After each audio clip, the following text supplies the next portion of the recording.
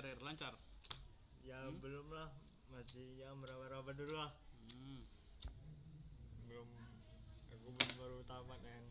Mau coba cari-cari ya, cari-cari kerja dulu kan. Sebenarnya Om kalau nyari kerja kayak gitu Om, gimana ya? Bagus.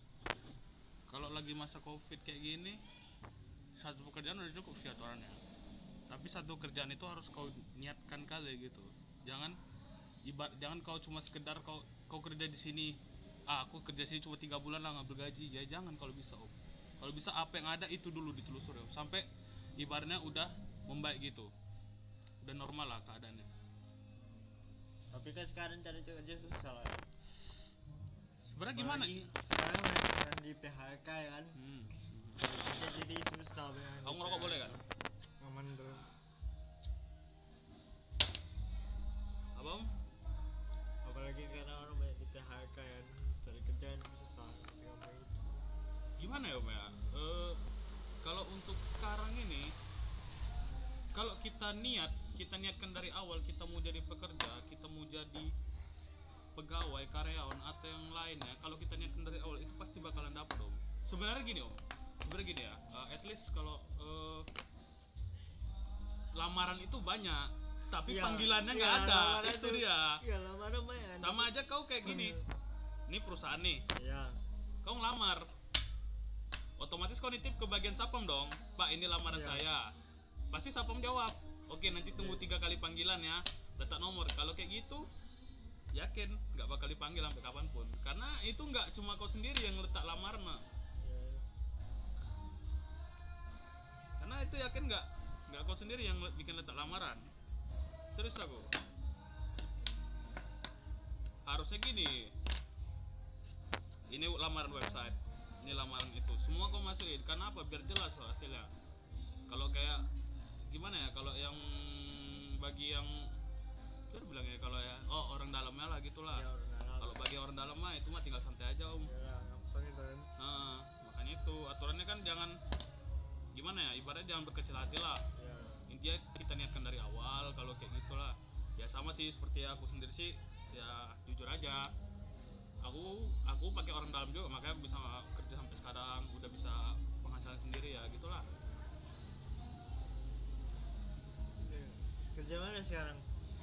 Aku sekarang kerja di konsultan pajak aku. Aku sebagai consulting service.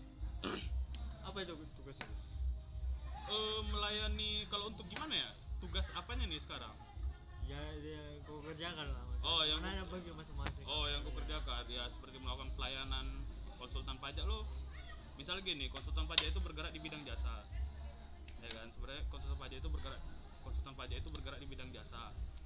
Otomatis kita menyebutkan misal gini, kau ada NPWP, kau ada usaha, otomatis kau nggak ngerti pajak, kau lari ke kami gitu untuk menyewa jasa kami. Sama seperti kita pengacara hukum, kita ada kasus, kau ada kasus gitu, otomatis kau lari ke pengacara dong untuk nolong kau. Sama dengan jasa konsultan pajak gitu sih kurang lebih.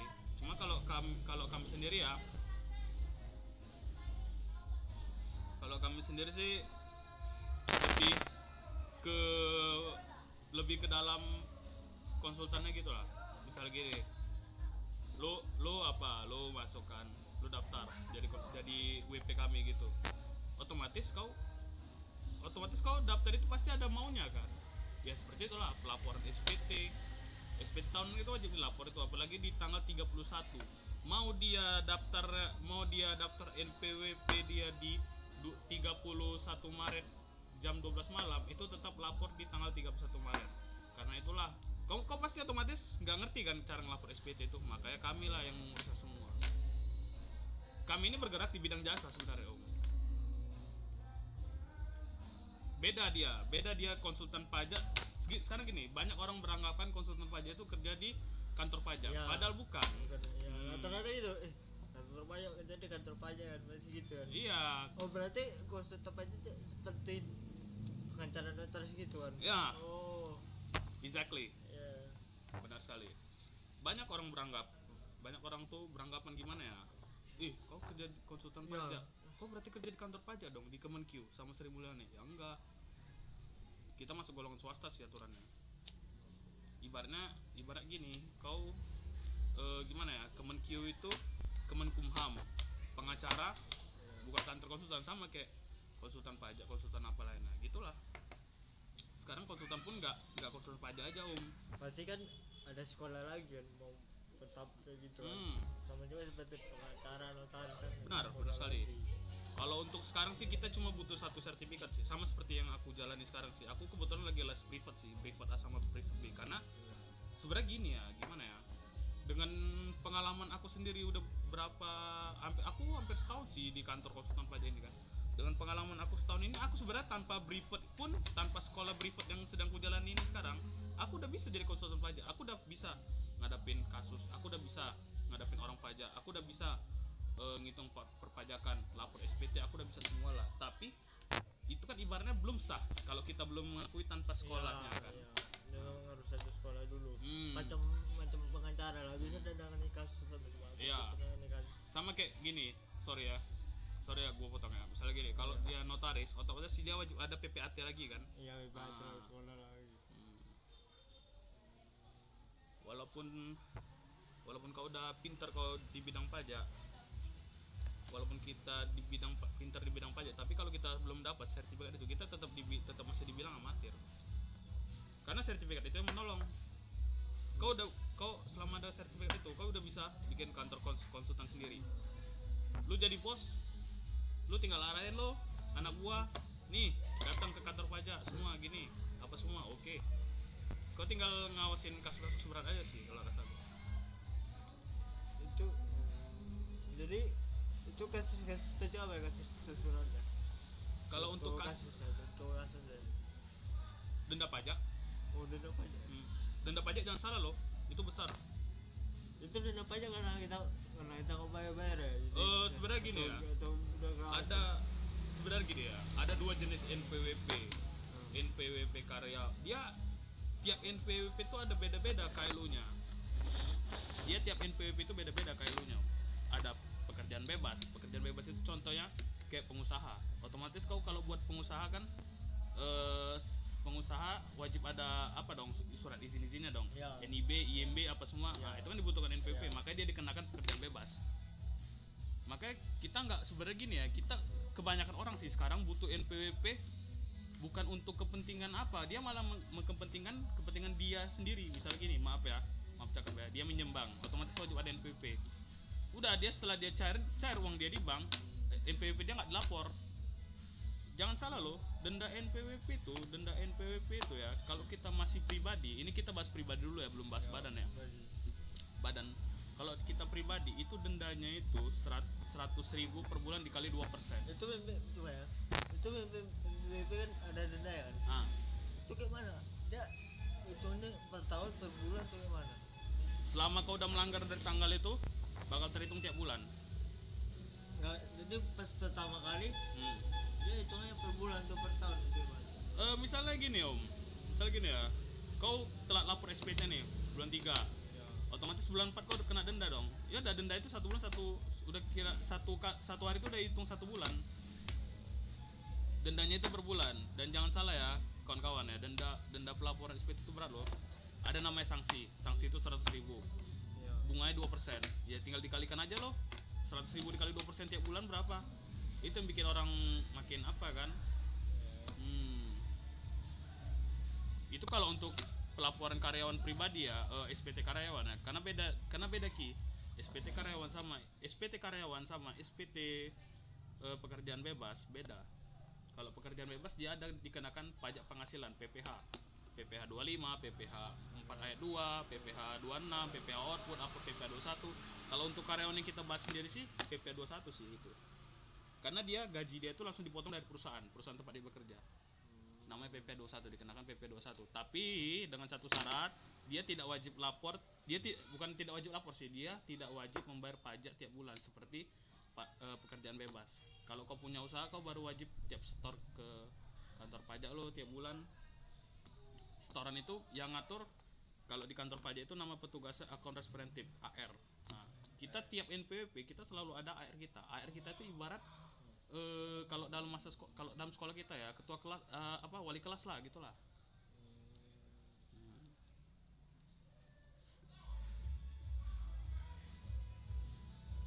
Jadi dia cara per bulan ya kalau Kalau dia pekerja, aku minum dulu ya. ya apa aman.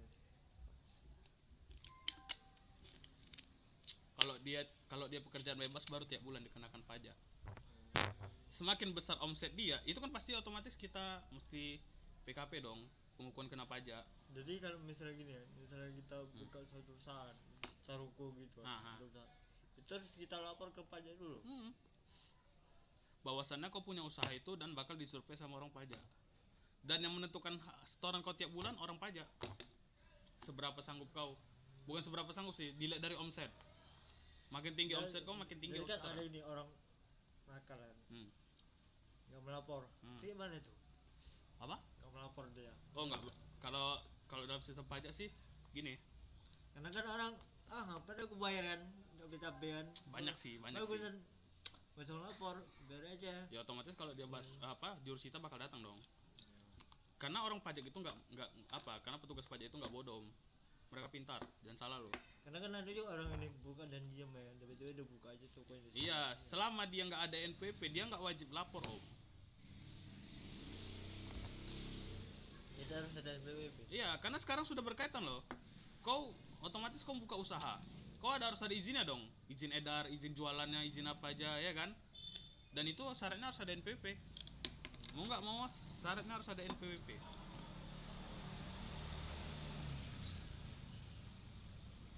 Berarti buat NPWP dulu lah ya. Karena sekarang udah berkaitan semua. Karena kalau untuk pengurusan izin usaha itu berkaitan dengan PTSP Sumut, pintu 1 terpadu Sumatera Utara. Dia kalau di Sumut dia di Jalan Kyai Wahid Asim depan Brimob. Misalnya gini, kau ada ngurus buka usaha nih. Otomatis kan kau ngurusnya pertama sama apa? Notaris dulu dong. Ya, Notaris kan. Notaris lapor ke kau dikasih berkas nih, akte pendirian usaha kau. Ya udah kau wajib lapor ke PTSP Sumut dulu. Otomatis di PTSP Sumut kau bakal di reject. Di reject kenapa? Karena kau pasti belum ada NPWP. Karena sekarang itu PTSP Sumut itu dengan kantor pajak itu udah satu circle berkaitan. Makanya sampai sekarang nggak ada orang yang bisa menghindar pajak itu.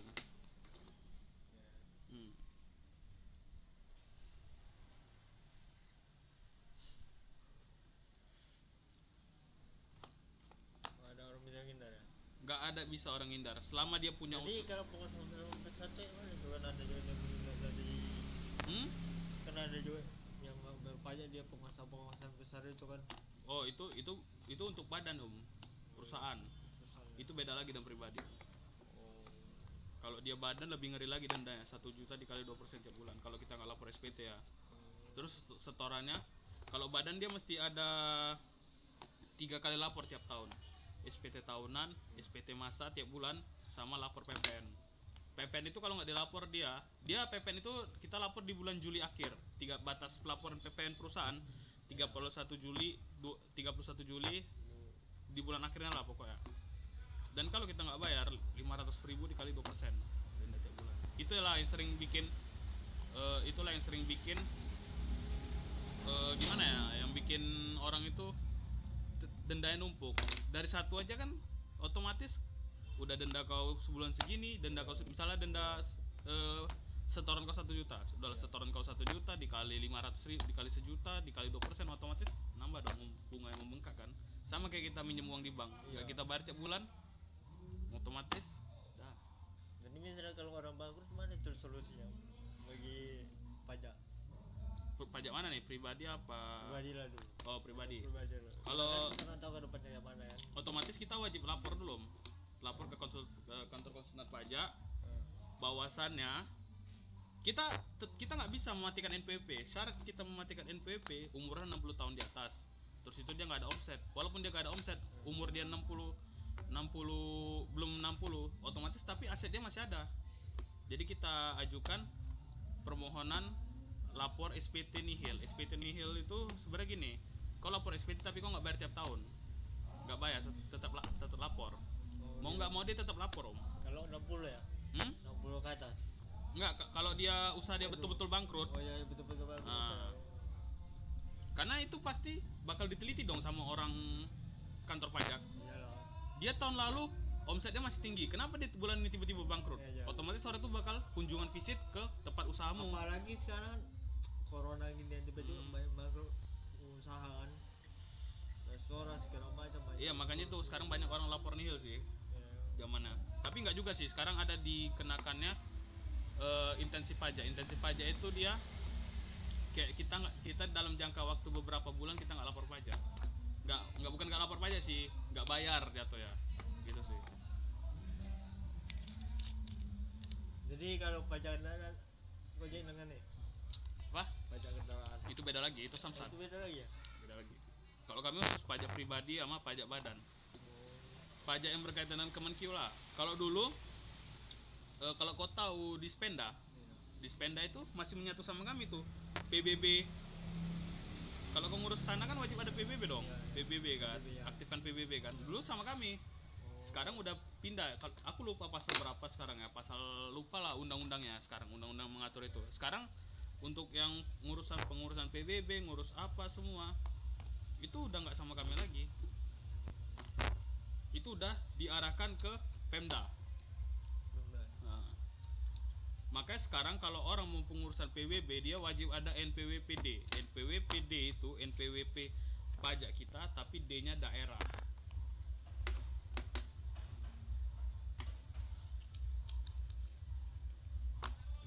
Berarti udah berapa lama kerja di kantor itu? Hampir setahun lah aku. Bersetahun. Tapi aku udah, bukan sombong ya, skill aku udah lumayan lah. Udah ibaratnya ilmu aku udah baik bertambah sih. Namanya kita harus belajar lagi. Nggak mungkin kita tahu begitu langsung kan. Ya kita belajar kan dari awal. Makanya banyak orang menertawakan aku, Om. Kenapa? Kenapa orang menertawakan aku? Ya. Karena gini, papaku sendiri orang kantor pajak, ya kan. Tanteku sendiri orang kantor pajak, omku sendiri orang kantor pajak, kakek aku sendiri orang kantor pajak.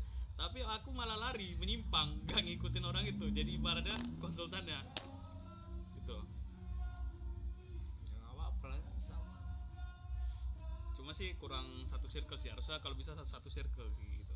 Ya, cuma kita rezekinya beda, saya sama kan. Iya sih. Satu keluarga bisa disamakan rezeki ya. Abang beda, adik beda. Mana pula rezeki adik pun nanti pasti beda-beda lah. Iya sih. Makanya Biasa tuh. aku mau ini juga sih, apa namanya, mau memperdalam lagi kalau bisa. Kalau bisa aku udah bisa nangani kasus lah. Ya kalau bisa nenangkan kasus saya pada tuh. Nah itu udah bisa. Karena sekarang pajak ngeri banget. Ngeri ya. Tapi teliti, iya.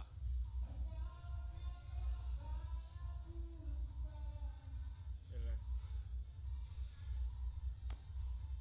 Kau sendiri udah ada NPWP? Belum. Aku belum ada dulu. Siap-siap lah. Kalau ada NPWP biar aku yang ngurus SPT aja ya. Ya. Jadi cuman kerja sama masih di kerja kantor orang. Masih kerja di kantor orang. Jadi cuman enak. Wah. Atau gimana? Bisa ditanya lah. Enak lah. Apalagi kemungkinan aku bentar lagi mau diletak di bagian pembukuan sih, di badan. Badan. Ya, jadi aku ngurus SPT badan WP kami. Wajib pajak badan, bukan pribadi lagi aku. Kalau sekarang aku masih megang pribadi sih. Jadi tapi memang pembukuan lah ya. Karena kalau dalam pelaporan SPT kita wajib karena dalam pelaporan SPT kita wajib melaporkan pembukuan laporan keuangan perusahaan. Oh gitu. Ya bang? Gak ada bang. Dan nanti Gak ada bang. bro, sorry tadi ada sedikit kenalan. Ya mantu.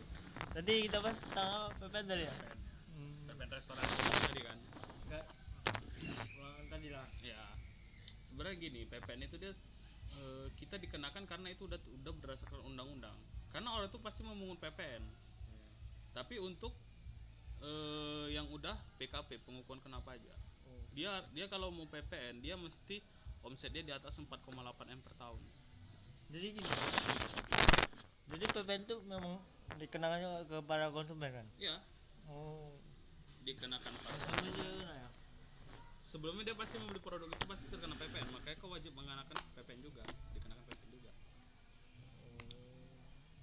Karena dia udah PKP. Dia ada dua jenis NPWP. NPWP dia udah PKP sama NPWP dia non PKP. Karena dia pribadi untuk NPWP sendiri ya, NPWP pribadi sendiri pun bisa PKP. Dan dia wajib lapor PPN dan membuat laporan keuangan sendiri. Makanya kalau kita nggak lapor PPN gawat juga sih dendanya. 200.000 loh. Jadi makanya aku udah makan di restoran juga kena pajaknya. Kau juga kena pajaknya kan 10% dari Karena itu udah berdasarkan undang-undang semua.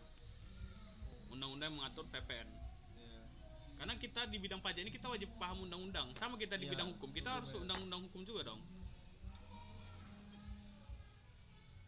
Begitu juga dengan jualan apa ya, baju tas segala macam. Kalau itu sih tergantung dari distributor aja. Kalau distributor awalnya mengeluarkan PPN ya wajib si pembeli dipungut PPN juga. Oh, berarti nggak sama ya, beda ya. Misalnya gini, harga baju 110 dikali otomatis misalnya gini, ya harga baju 110. Ya. Kalau dia mengungut PPN pasti harganya enggak 110 dong. Enggak. 120-an Ya, kian gitulah. 20. Karena kan dia dikali 10% lagi. Iya, 110. Sebenarnya harga baju itu 10%. Kenapa dibuat di 120? Karena 10%-nya itu PPN-nya. Berarti nggak boleh lebih dari itu ya? Nggak boleh dari 10%. Misalnya Nggak bisa. ada juga orang nakalan ditambahnya Nggak ada sih. Sampai sejauh ini aku belum ada nemu orang kayak gitu. Karena udah perhitungan. Ya, kita kan tahu orang yang mana Ya, ya. kita nggak tahu sih orang itu. Mungkin kalau harganya naik, mungkin harga produknya segini Ya. gitu. Pokoknya PPN itu wajib 10%, nggak boleh dari yang lain sih. Semua jualan gitu ya. Jadi gimana kerja kantornya? Hah? Kerja kantornya? Ya cuma gitulah, kerja kantor gitu-gitu loh. Pagi hidupin komputer, ngopi, siang istirahat, ya pokoknya kita jalani hidup di kantor aja sih. Cuma aku Iya. nggak di kantor juga sih, aku mengurus klien kalau ada Keluar juga. kalau klien aku WP aku sendiri butuh apa-apa, misalnya pengurusan PKP, klien STP itu adalah surat tunggakan pajak namanya. Itu bagi WP yang kena denda. Kan orang kan malas kerja kantor gitu-gitu aja kan. Ini gitu-gitu aja, gaji segitu-gitu ya, kalau naik pangkat ya. Banyak orang gitu. Iya sih, cuma itu tergantung dari apa ya sih sekarang. Niat kita lah. Kalau kita ngejalanin dengan enjoy ya kita pasti nggak bakal jenuh juga sih. Mau nggak mau ya itu udah jalannya mau gimana lagi. Masih lajang kan. Jadi nggak apalah pikir kali ekonomi. Tapi sekarang masih banyak sih orang yang belum puas dengan apa dia, wajar sih. Mungkin dia pengen buat masa depan dia lebih bagus lagi sih. Iya, memang gitu. Jadi kau sendiri sambil ngisi waktu luang kayak mana? Apa ya? Ngisi waktu luang belum lagi nggak kerja kayak gini.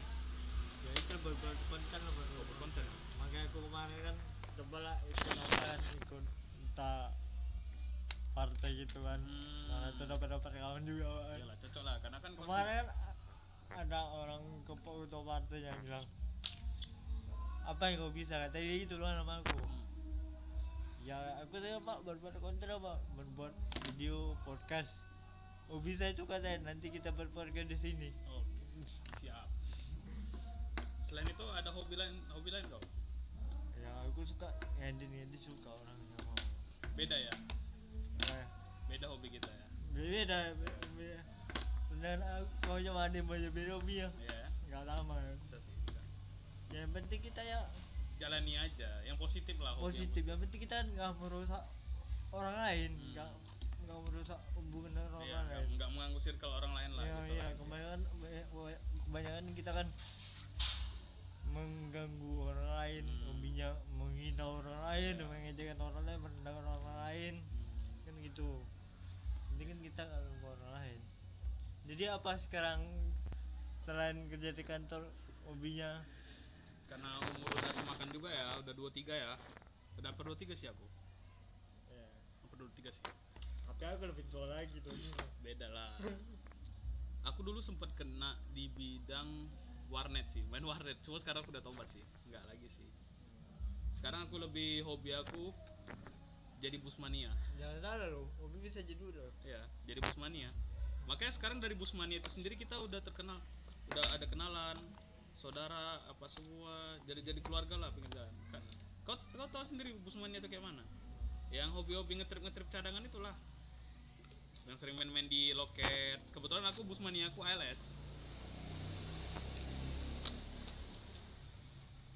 Buat video gitu ya. Iya sih, buat video gitu juga. Aku juga suka ngekonten. Belum ada gitu, ada gitu. Belum ada sih. Aku konten-konten buat IGTV aja. Ya. Nanti sekali-sekali ku ajak lah Kok kau. bisa tarik banyak tuh? Ada satu orang sih pencetusnya ya. Nah, Dia namanya di Jogja, Mas Agung Rafa Farah Family. Dialah yang membangkitkan nama ALS itu sampai sekarang. Dari dulu nama ALS itu dia dibawa, gara-gara dia sering ngekonten apa semua, jadi naik ke atas. Bisa kau cari di YouTube Mas Agung Rafa Farah Family. Dan aku udah pernah ketemu orangnya. oh jadi makanya suka nonton video. Iya, Oh. buka nonton ALS. Kan kita ada penyebabnya kenapa bisa suka Iya. buat video itu. Ya karena itu satu. Panutan aku Mas Agung Rafa Farah Nah, Family. cuma aku gini, kenapa aku suka buat gini? Karena kan aku sering nonton Deddy Kobuzer. Ah ya. Aku sendiri pun semenjak ikut Busmania ini ya, perkenalanku makin banyak sih teman-temanku. Supir-supir bus, kernet-kernet bus. Karena kan, tapi gini ya, orang berpendapat bodoh kali kenal sama supir bus orang miskin. Ya kan enggak Karena orang kan bikinnya itu, kenalannya supir bus orang kayak itu. ya tapi Ya, ya enggak. karena kan kalau banget orang kantor pajak apa anggota dewan berarti kan kenangannya supir bus. Ya enggak apa-apa sih selama Itu ya, itu membuat kita happy, kenapa enggak? Ya. Jangan salah loh, orang itu keluarganya kuat loh. Ya kayak aku lah. Modal-modal main-main di loket ALS. Aku sering diajak ke Binjai sama orang itu, bakar-bakar, makan-makan sama sopir-sopir. Ada namanya Bang Jack, keluarga semua itu. Bang Jack itu dokter, jangan salah loh. Dia tiap hari Sabtu main ke loket bus. Jangan salah. Namanya udah hobi, mau gimana lagi? Karena kan orang berpikir kayak gitu kan orang. Aku kalau nggak ada kerjaan Ki, misal gini, aku dari loket Amplas, nanti aku naik bus itu numpang bus sampai sama orang itu, karena aku udah kenal dong sopirnya. Tulang, aku numpang ya, sampai mana? Sampai Pakam, aku bilang kayak gitu ya kan. Ya udah aku numpang naik bus itu sampai Pakam, nanti dari Pakam aku naik bus ALS lain ke Medan. Gitu. Aku sering sama temanku gitu, sumpah. Itu satu, hal satu yang positifnya. Aku pulang kampung, nggak dikenakan ongkos, lantaran aku udah kenal sama sopir ya. Yang biasa aku terkena ongkos 100.000, aku ini gratis duduk, dapat kursi, makan di apa kan biasa tuh kalau makan di apa restoran bis mahal lah. Aku nggak ikut aku nggak bayar, aku ikut orang tuh makan. Jadi orang itu nunggu penuh numpang. Apa? Nggak nunggu penuh. Nyari juga sih, cuma kan ibaratnya karena kita udah kenal kan kita relasi sekarang. Makanya perbanyak relasi sih harusnya. Aku udah banyak kenal dengan sopir-sopir bus ini. Ya udah aku numpang ya. Boleh lah numpang lah kau sampai mana? Sampai Kisaran, sampai kampung. Ya udah enggak apa-apa. Gratis loh aku. Jadi kan ada juga nunggu penuh buat pergi. Iya. Ya. Itu beda sih. Kalau ALS beda sih, beda dari yang lain semua. Jadi selain itu apa lagi? Selain itu ya, nggak ada sih aku. Kemarin aku tuh burung pemain kan. Hah? Burung kemarin. Aduh, itu zaman dulu lah. Sekarang udah nggak usah dibahas lagi.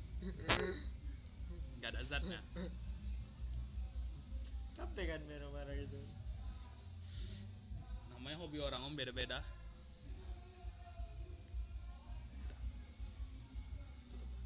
Ya udahlah. Sampai sini aja pembahasan kita. Ya. Udah mau maghrib juga ya kan. Bentar lagi gitu. Ayolah, kok nggak malam mingguan rupanya? Tapi dia mau pergi bentar lagi. Oh, pergi bentar lagi ya kita ya. Kemana kita? Jumpa klien lah ya. Oke, makasih lah Om waktunya ya. Udah banyak tanya lah, kau udah mau berkunjung. Biasanya orang yang mendatangin untuk mau diajak podcast ini naras apa? Ini Enggak yang lah, aku kan belum ada studio. iya, belum ada Kalau studio. udah- Biasanya kan narasumber yang datangin langsung. Ini enggak. Iya. Ini malah yang punya channel itu datang ke rumahnya coba. Gimana itu? Itu lah namanya kita masuk. Oh, masih berintis ya. Siap. Udah deh. Depan dulu. Thank you ya Om ya. Ayo. Yuk. Udah, kau potong nanti sini Om, menjeng.